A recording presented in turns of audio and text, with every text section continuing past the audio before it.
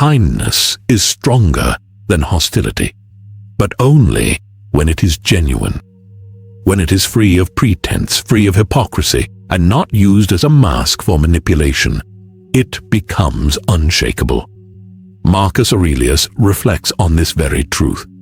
What power does even the most malicious person have if you continue to meet them with sincerity? Imagine being harmed, yet calmly pointing out the error without anger, without venom, only steady clarity.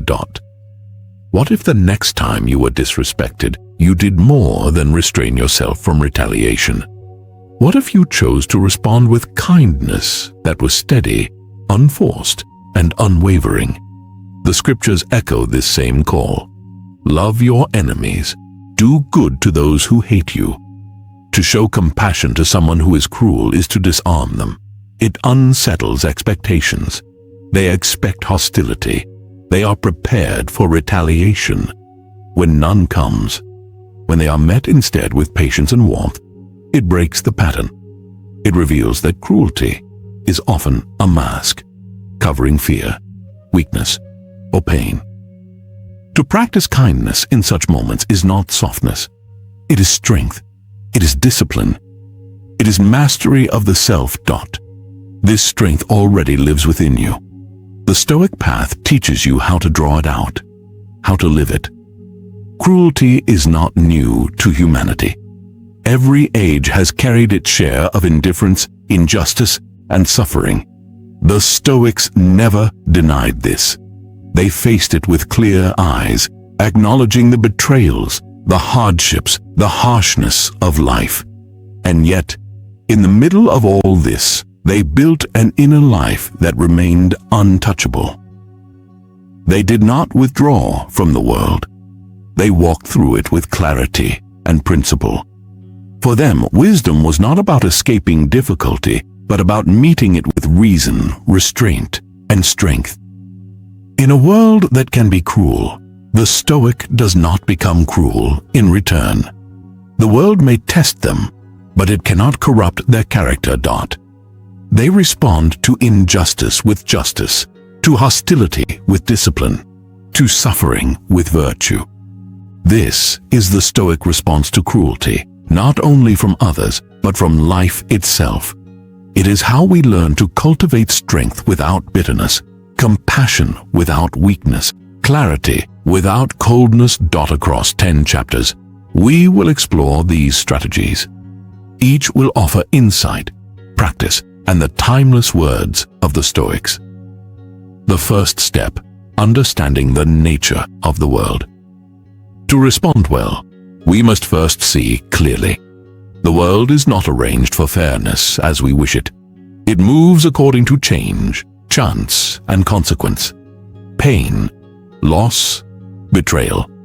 These are not exceptions, but part of the structure of life itself. The Stoics prepared themselves for this, not with despair, but with readiness. Epictetus reminds us, do not ask for events to unfold as you desire. Instead, desire them to unfold as they do. Align yourself with nature, and cruelty loses its sting. It becomes less personal when viewed through this lens. Often it is not even born of deliberate malice, but from ignorance, weakness, or blindness. Much of what appears as cruelty does not begin in malice. It often rises from confusion, fear, or blindness. People act from habit, from self-interest, from the weight of their own instability. Their actions usually reveal more about their own inner turmoil than they do about you. When you stop assuming every slight is aimed at your worth, you conserve your strength. Energy that would have been lost in offense, resentment, or retaliation is held steady within you. This understanding does not excuse harm, but it gives it context. An insult or a betrayal becomes less a verdict on who you are and more a symptom of the human condition. When you accept that life contains suffering, the mind begins to settle. You stop looking for perfection in a world that has never promised it. You stop expecting smoothness where struggle is woven into the design. Disappointment is born from false expectations. If you expect fairness from all people and perfection from all plans, each disruption feels like treachery. But when you see challenge as part of life's fabric, setbacks no longer throw you off course.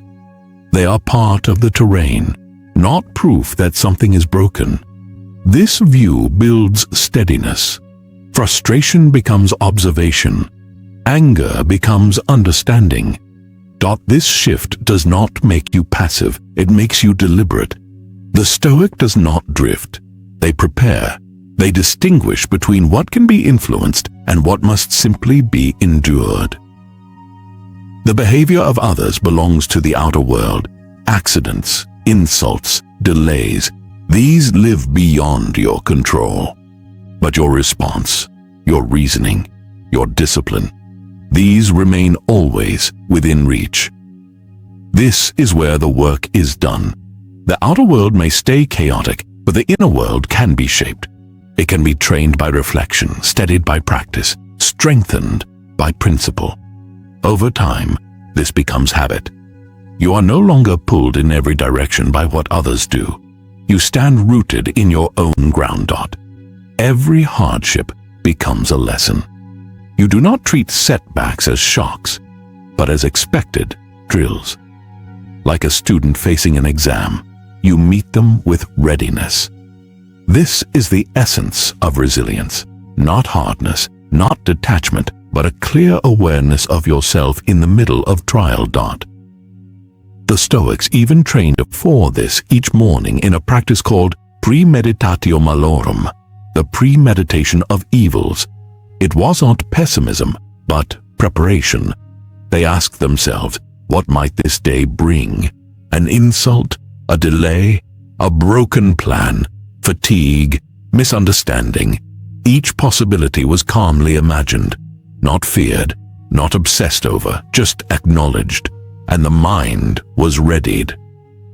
With this practice, difficulty no longer arrives as an ambush. You have already rehearsed it. You have already accepted it as part of the day's structure. This creates stability. It gives you room to pause, to observe, to choose. Over time, cruelty itself begins to look familiar. Not a personal enemy, but an old guest arriving again at your table. You learn how to host it without losing yourself. And so comes the next lesson. Do not return cruelty for cruelty. When you are wronged, the impulse to strike back is strong, to mirror insult with insult, harm with harm. But the Stoics saw this as weakness. They trained to resist it. Marcus Aurelius reminded himself, the best revenge is not to resemble the one who injured you. True strength lies in remaining calm, principled, and whole. If you answer in kind, you surrender control. You let another person dictate your behavior. Their cruelty shapes your actions, lowering the standard you set for yourself. You become reactive instead of intentional. You start to mirror the very thing you oppose. The Stoic reframes these moments. Every insult is a test of reasoning. Every betrayal is a test of principle. Instead of violations, they become reminders of what truly matters. This does not mean silence in the face of injustice.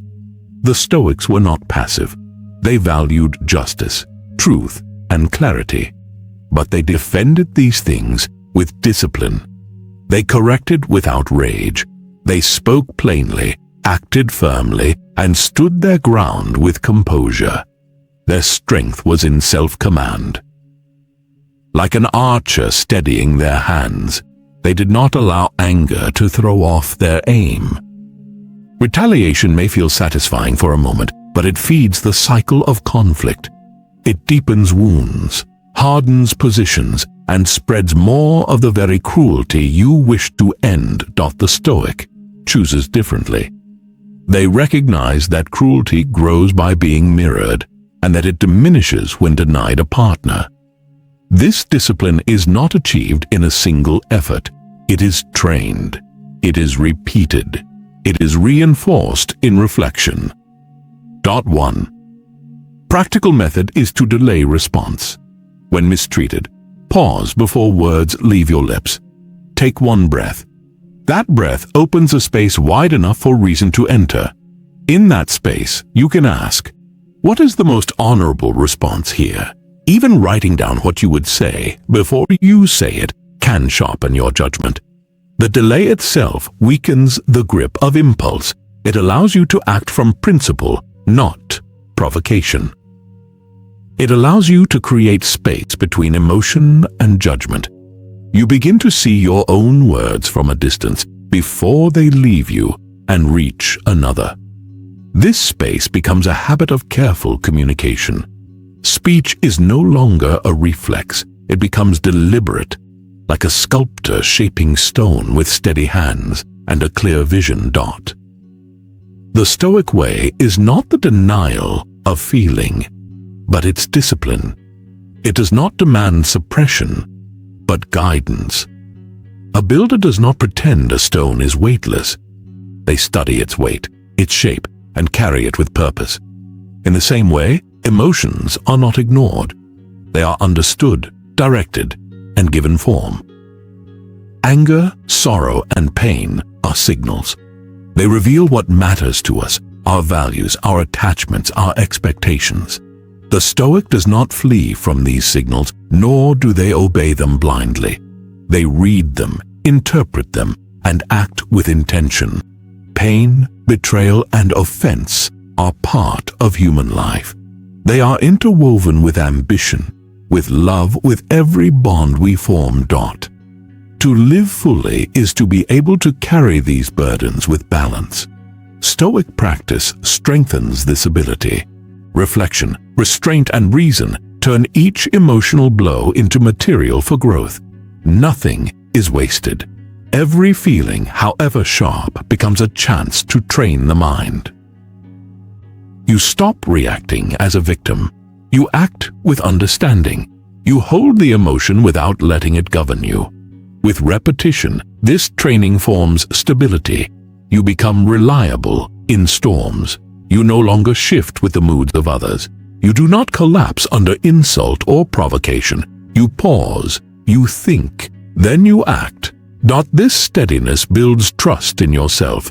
Confidence grows not from appearances, but from preparation. You have studied the storm, you have rehearsed the response, and so you are not easily shaken. Identity itself begins to take shape through this repeated effort.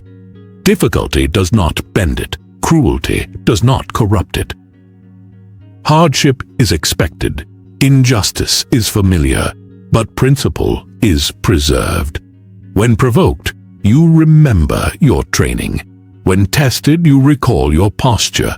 And over time, this discipline becomes your nature. You begin to meet pressure with calm. You hold your direction while others lose theirs. The world will always be unpredictable. Circumstances will shift. People will change. Yet your character can remain steady, anchored not in what others do, but in what you have chosen to be. Chapter 3. Anchor yourself in principle. The Stoics remind us, everything outside of us is in motion. Fortune rises and falls. Opinions change. Comfort disappears. What endures is the commitment you have made to your own values. This constancy does not depend on approval, on ease, or on reward. It is the result of choice, renewed daily. The Stoic does not act rightly because it is popular or convenient. They act rightly because it is aligned with what is eternal. Courage, justice, temperance, and wisdom, these are the foundations that hold when the ground beneath shifts. The virtues are not occasional ideals. They are daily requirements. Courage allows you to face hardship without retreat. Justice steadies your hand, so you treat others fairly, even when fairness is not returned. Temperance restrains desire and impulse before they carry you away. Wisdom guides your judgment, helping you act with clarity instead of confusion. These are not abstractions. They are tools picked up and used again and again, in a world where pressure often bends people away from their values. The virtues hold you in place. Cruelty creates temptation. You may want to protect yourself with lies. Panic may push you toward rashness. Silence may seem easier than truth. Withdrawal may appear safer than presence. Each of these is a test. These are the moments when principle becomes more than theory. The Stoic prepares by building a firm structure within. When the moment arrives, you lean on what you have trained. Holding your ground does not mean defiance for its own sake. It means remembering your code when others forget theirs. It means living your values when it feels least convenient. This discipline gives clarity. When the situation around you is clouded, when others are uncertain or inconsistent, your standards remain as your compass. One way to strengthen this compass is through daily reflection. Begin by naming your values in writing, concrete, not vague. Define what courage looks like in your daily actions. Honesty in speech, composure in conflict, responsibility in hardship. Define justice as fairness in treatment, loyalty to truth, integrity that does not shift with public opinion. Temperance may take the form of moderation in habits, restraint in anger, clarity in language. Wisdom may show itself in the pursuit of truth, in learning from mistakes, in pausing long enough to see before judging. Once written. Treat these values as a code, not decoration, but equipment. At the end of each day, return to them. Ask yourself plainly, did I speak honestly when it was difficult? Did I treat others fairly, even those who tested my patience? Did I restrain myself in anger? Did I seek clarity before acting? Answer without excuse, without exaggeration. The goal is not comfort, but clarity. This self-examination sharpens awareness. You begin to see patterns, where you drift, where you hold, what strengthens you, what weakens you. Over time, the distance between your stated values and your lived behavior begins to close. With practice, you learn to correct your course more quickly. Your words and actions carry greater intention. Consistency builds trust in yourself. You begin to move with less hesitation. Right action no longer depends on mood or passing motivation. It becomes part of your structure. You are not pulled by impulse or external pressure. You are guided by principle. This lessens your need for approval. You no longer act rightly only when someone is watching. You no longer wait for reminders. Discipline becomes your companion even in silence, even in solitude. This inner structure shows its true worth in hostile or unfair moments. When insulted, your values remain yours. When misjudged, your response still belongs to you. Plans may fail, outcomes may disappoint, yet the ground of choice remains untouched. You cannot master what happens outside you, but you can always choose how to meet it. External events may disrupt comfort, schedules, or stability, but they cannot reach into your mind and strip away clarity. Your values remain present in all conditions. Courage can be practiced in confinement. Justice can be lived in obscurity. Temperance can be held in pain.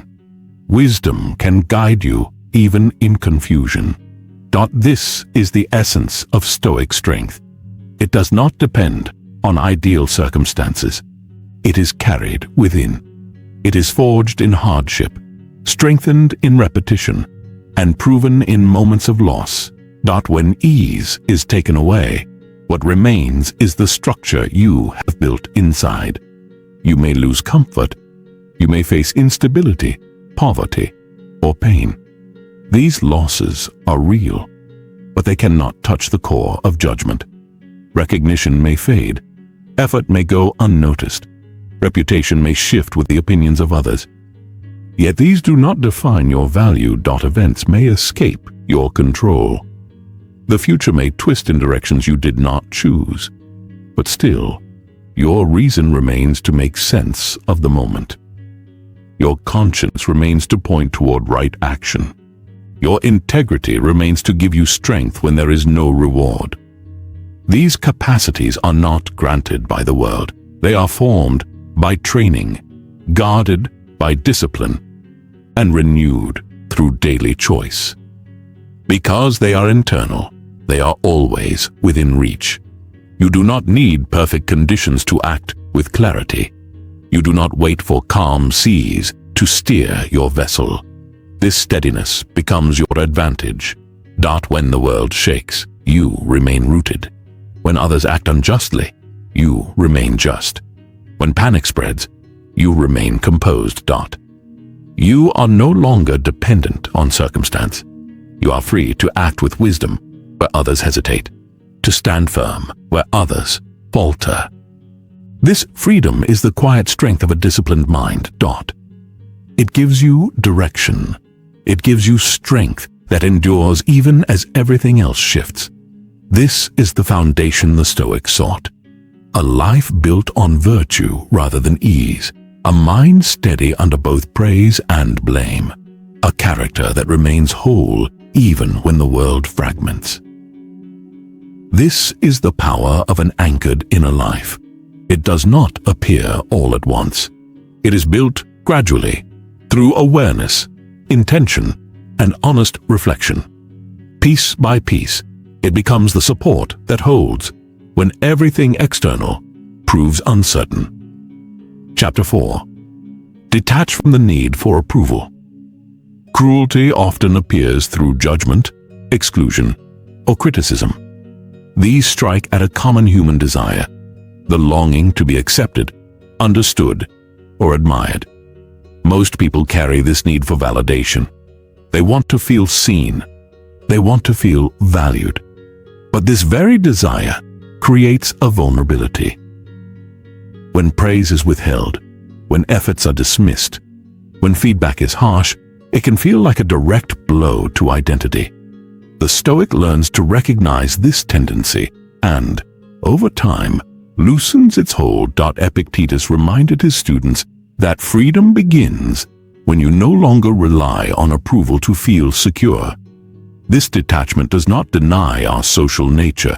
It simply shifts the foundation. If your peace depends on admiration, it will always be fragile.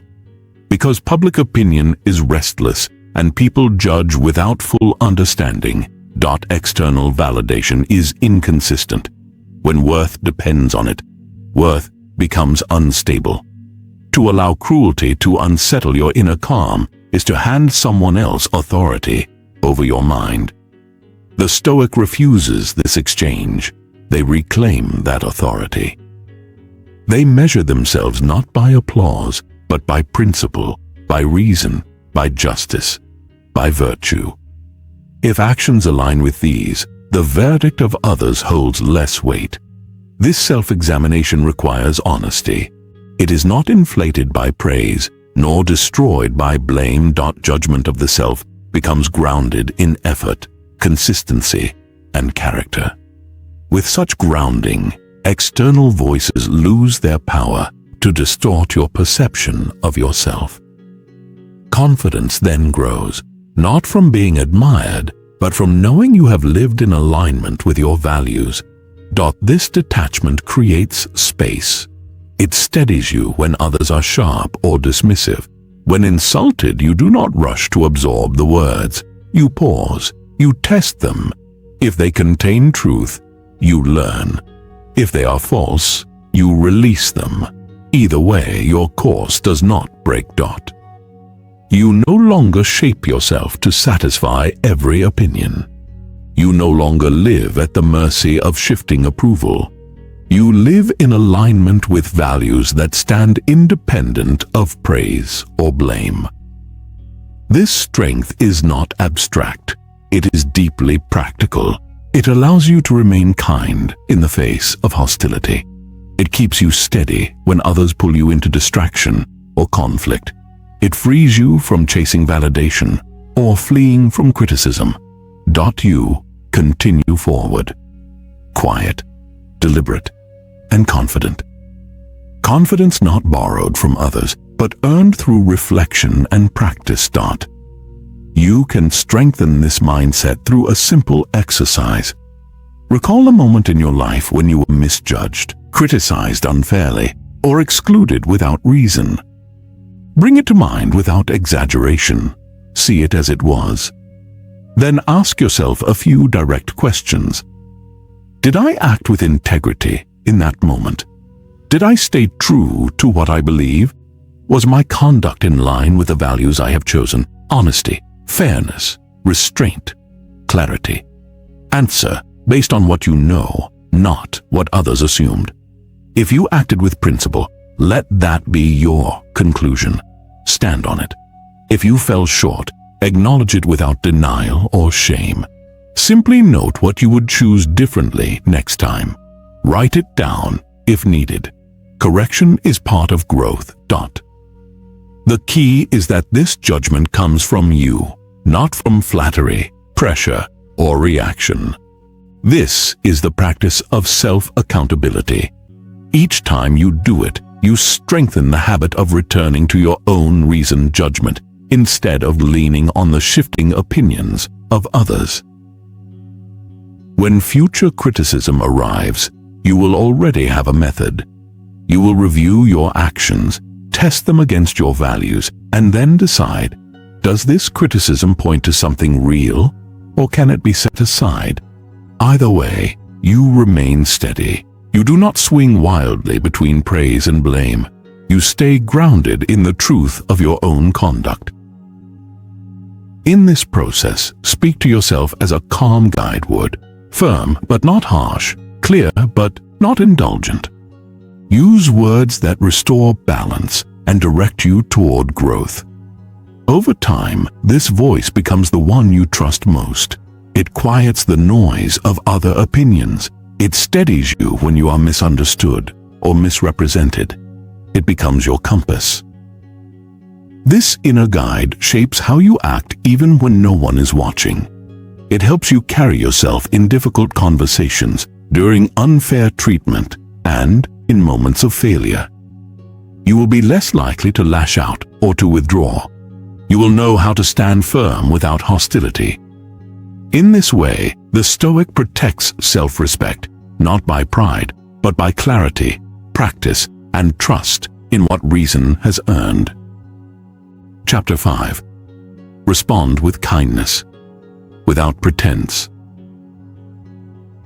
Kindness is not weakness, it is strength that has been disciplined. It is power placed under guidance. It takes strength to remain calm when provoked. It takes presence of mind to respond with patience instead of hostility. In a world that often rewards aggression and dominance, sincere kindness stands apart. It disrupts the expected rhythm of conflict. It unsettles the cycle of attack and retaliation. Marcus Aurelius reminded himself that true kindness is invincible, so long as it is rooted in sincerity and free from pretense. Sincerity gives kindness its force. When kindness is used to manipulate, it loses its grounding. But when it flows from principle, it carries a strength that cannot be touched by cruelty. When kindness is used to impress or to gain influence, it loses its substance. It becomes performance, and people sense the difference. The Stoic does not use kindness as a tactic. They practice it as a natural extension of their values. They act with kindness because it reflects who they have chosen to be, not because it promises a particular reaction from others. This orientation allows the Stoic to remain steady in hostile settings. When faced with cruelty, they do not accept its terms. They do not mirror its tone or energy. Cruelty multiplies when it creates more cruelty. It thrives on reaction, escalating through imitation. But when the chain is broken, when steadiness and goodwill meet hostility, the force behind cruelty often dissolves. Without fuel, it loses momentum. Those who expect retaliation are disarmed by composure. That pause, however brief, can shift the atmosphere.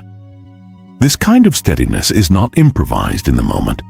It is prepared through small, repeated habits. Over time, these habits shape the way you respond. When you are insulted, dismissed, or treated unfairly, the first impulse may be to defend your ego, to explain, to correct, to retaliate. Instead, pause. Create space between what has happened and what you will say. Take a slow breath. Bring your attention back to your principles. Remind yourself of the person you are practicing to become. Then respond with measured calm. A brief and composed reply. Thank you for sharing that. I see you're upset. I hope your day improves. Such responses do not submit, and they do not retaliate. They show clarity. They acknowledge the moment without being pulled into its noise. These replies are not tricks or formulas. They are the outward sign of an inner structure. They show that your mind has been trained to meet disorder with order. They protect you from words you would later regret. They allow you to leave the exchange without carrying its burden. Over time, as these responses become habitual, you recover more quickly from conflict. You waste less energy on resentment. You remain clear in moments when others lose their footing. This steadiness is not the product of willpower alone. It is built through repetition. Each small trial, met with calm, strengthens the foundation for the next. Each time you resist the urge to lash out, you add another layer to your discipline. Eventually, you do not need to search for the right words. You have become the kind of person who speaks with purpose and acts with control. Responding to cruelty with kindness also shapes how others see you. People notice composure. They recognize when someone does not flinch, retaliate, or lose control. Over time, this steadiness builds trust. Others begin to rely on your presence when they feel uncertain themselves. Influence of this kind is not claimed. It is earned through consistency. It cannot be announced or performed. It must be lived, especially under pressure. That trust becomes part of your character. People know you will not add to the noise. They know you will remain steady when situations turn unstable. This reputation is not the goal. It is the natural result of living by principle. It is what happens when you meet disorder with order and cruelty with calm restraint. The Stoic aims to respond in ways that reflect their core values. They do not simply match the behavior of others. They display the consistency they have trained for. This is strength in its most useful form, reliable under pressure, steady in motion, clear in intention. Kindness in this sense is not softness. It is a reflection of discipline. It protects the mind from being consumed by conflict. It grounds the character when the world is unsteady. It is strength expressed quietly, without force, but with endurance. It is how you live in a harsh world without becoming harsh yourself. Chapter 6. Build inner stillness through self-control. Stillness is not the absence of sound or movement. It is the presence of control. A person may be surrounded by noise and chaos, yet remain calm within. This quality is cultivated through the steady practice of restraint. The Stoics saw it as essential. The world is unstable, but your response does not have to be Self-control begins with awareness. Notice the first signs of emotion rising, the quickened breath, the restless thought, the tightening voice. These are signals. They give you a chance to choose Do not wait until the feeling has already taken command. Begin earlier. Ask yourself, what virtue is needed here? Patience, courage, silence. This pause is a form of power. It stops impulse from turning into regret. It keeps the moment in your hands instead of giving it away. Marcus Aurelius often wrote of keeping the mind free from disturbance, not by closing it off, but by guiding it with discipline. He saw this stillness as the ground for wise action. You can practice it daily. Each pause, each restraint, each moment of clarity is another step in building an inner space the world cannot disturb. Begin with what seems small. When you feel the urge to interrupt, hold your words and listen instead. When impatience rises in a delay, let your breath slow it down. When offense stirs in your chest, notice it without rushing to act. These moments appear minor, yet each one strengthens your command over yourself.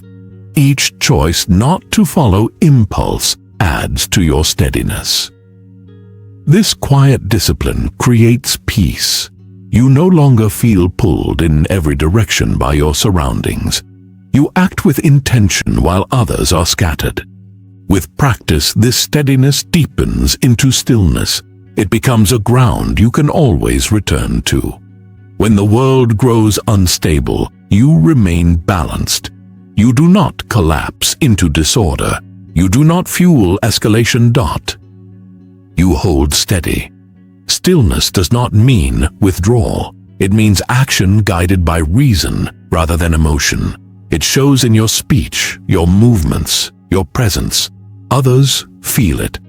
They sense the calm beneath your words, the clarity in your choices. Influence like this requires no force. It is the strength of order within. It is the kind of strength the Stoics admired, quiet, composed, and unwavering. Chapter 7. Practice silence before speaking. Speech reveals the condition of the mind. The Stoics were careful with words because they knew their weight. A moment of silence before speaking is not weakness. It is discipline. It shows thoughtfulness, not hesitation. It creates space for reason to guide emotion. In conflict, that silence becomes a shield. Most problems in communication come from speed. Words rush to defend, to interrupt, to impress. This haste distorts meaning and inflames tension. The Stoic slows the process. They listen fully. They observe before responding. Their words reflect clarity, not ego. This silence is not born of fear, but of practice. It is the pause that allows wisdom to form. When insulted or confronted, the impulse is to answer quickly. A pause breaks that reflex. It gives you the choice to rise above noise. Sometimes silence itself is the answer. Many attacks lose their force when they find no resistance. In this way, silence is not emptiness. It is a deliberate refusal to feed the fire. Practicing silence also sharpens perception. You begin to notice what others overlook: tone, posture, inconsistencies. You hear more clearly. You see more deeply. This awareness gives you an advantage. You are no longer carried by surface emotion. You respond from understanding. You can train this in daily moments. When you want to correct someone immediately, pause for a few breaths. When you feel misunderstood, resist the rush to explain. Let the silence hold. Use it to regain balance. With time, this becomes habit. You stop reacting to everything. You choose what deserves your voice. Restraint creates presence. When you do speak, your words carry more weight. People listen not because you speak often, but because you speak with care. Your words carry weight because they are chosen and measured. They are not wasted on noise. Over time, this builds a reputation for composure. People sense it. They trust your judgment. They know you are not easily pulled into drama or argument. The trust is earned not only through what you say, but also through what you do not say. The Stoics believed that speaking less and with intention is a sign of wisdom. Silence protects the mind from distraction. It shields relationships from unnecessary conflict. It clarifies thought and action. In a world that rushes to speak, your measured voice becomes a form of strength. Chapter 8. Let action speak more than words. The Stoics valued deeds above claims. Words are easy. They require little effort and reveal little. Actions, however, demonstrate commitment. They show what a person truly values. In a noisy world, steady action has clarity. The Stoic communicates character through behavior, rather than empty speech. Focus on what you do, not what you say. Discipline expressed through action reduces the need for explanation. If your life aligns with your principles, it speaks for itself. Presence communicates values without the need for justification. Your conduct becomes proof of your intention. This approach fosters quiet influence. People notice consistency. They watch how you handle stress, pressure, and setbacks. Those moments build trust. They reveal the kind of person you are. The Stoic uses daily life as a canvas for principle. Each choice, each habit, becomes a subtle message. Living through action also preserves energy. Constantly explaining your goals or defending your values shifts focus outward. It risks turning discipline into performance. Time spent justifying is time not spent practicing. The Stoic invests energy in execution, not in explanation. Progress comes through movement, not promises. Each repetition, each small adjustment contributes to real growth. Mistakes provide clarity. Challenges refine judgment. Patterns emerge through consistent effort, not intention alone. In this way, values are not merely spoken, they are tested, shaped, and embedded in behavior. This shaping builds depth. It cultivates integrity that holds under pressure. When your behavior reflects your principles, there is no need to convince others. Your life demonstrates it. To strengthen this discipline, focus on the next task. Avoid discussing what you plan to do or how you wish to be seen. Use that time to act. Let your daily routine reflect what you value. Let your life itself provide the evidence. In this way, clarity of direction replaces noise, and action replaces claim. It removes distractions and keeps you grounded in what truly matters. Let your work reflect your priorities. Let your consistency reveal your mindset. Let your response to difficulty demonstrate your character. When you do speak, your words carry weight because they are backed by action. Others listen not because of what you claim, but because your life has earned their attention. Speech guided by experience carries authority, not theory. The Stoic does not avoid communication. They cultivate the discipline to speak with purpose. They refrain from unnecessary statements. They speak when clarity is required, act when principle demands it. Their words are an extension of their life, not a replacement for it. This balance between speech and action shapes presence. A Stoic's presence is calm, deliberate, and reliable. It is formed through habit, not performance. It does not depend on recognition or applause. When others seek attention, the Stoic remains steady. When others chase approval, the Stoic pursues discipline. This presence influences quietly. It draws attention through stability rather than force. Chapter 9. Choose responsibility over complaint. The Stoic response to adversity begins with responsibility.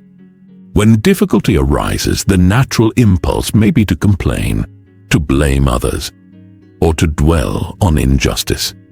Complaint diverts energy outward, away from what can be done. Responsibility redirects attention inward.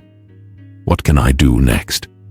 The Stoics understood that events themselves are neutral. Distress comes from interpretation. If we see ourselves as powerless, we stop acting. If we blame others for everything, we lose control over our own choices. Responsibility restores that power. It does not remove difficulty, but it opens the path to action. This shift begins with language. Complaints habitually point outward. They should not have said that. This situation is unfair. I deserve better. Even when these thoughts feel justified, they do not lead to growth. The Stoic replaces them with questions rooted in agency. How should I respond? What is within my control? What can I learn from this? Responsibility also extends to emotions.